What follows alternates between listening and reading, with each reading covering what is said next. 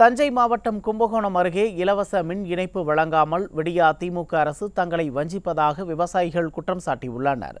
கும்பகோணம் சுற்றுவட்டார பகுதிகளில் விண்ணப்பித்து 2 ஆண்டுகளாகியும் விவசாய விரோத திமுக அரசு இலவச மின் இணைப்பு வழங்கவில்லை என விவசாயிகள் வேதனை தெரிவித்துள்ளனர். கடன் வாங்கி மின் மோட்டார் அறை உட்பட அனைத்து கட்டமைப்புகளையும் அமைத்தும் பிரயோஜனம் இல்லாமல் வாழ்வாதாரம் பாதிக்கப்பட்டுள்ளதாக குற்றம் சாட்டியுள்ளனர். நாங்களும் எங்கள் சம்மந்தமாக நாங்கள் கடனை வாங்கி ஆழ்துணை கிணறு வச்சுருக்கோம், மோட்டார் வாங்கியிருக்கோம், மோட்டார் செட்டு கட்டியிருக்கோம். இதுக்கு ஒரு 2 லட்ச ரூபா செலவு பண்ணோம் சார். செலவுலாம் பண்ணி 2 வருஷம் கிட்ட ஆக போகுது.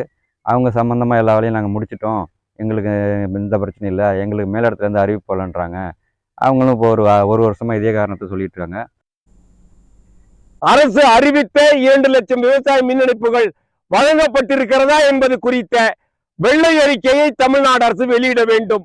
எவ்வித தாமதமும் இல்லாமல் உடனடியாக விவசாய மின் இணைப்புகளை கும்பகோணம், பாபநாசம் உள்ளிட்ட அனைத்து பகுதிக்கும் தமிழகத்தில் காத்திருக்கின்ற அனைத்து விவசாயிகளுக்கும் புதிய விவசாய மின் இணைப்பை அரசு வழங்க வேண்டும் என்று தமிழ்நாடு காவிரி உழவர் பாதுகாப்பு சங்கத்தின் சார்பில் தமிழக அரசை வலியுறுத்தி கேட்டுக்கொள்கின்றேன்.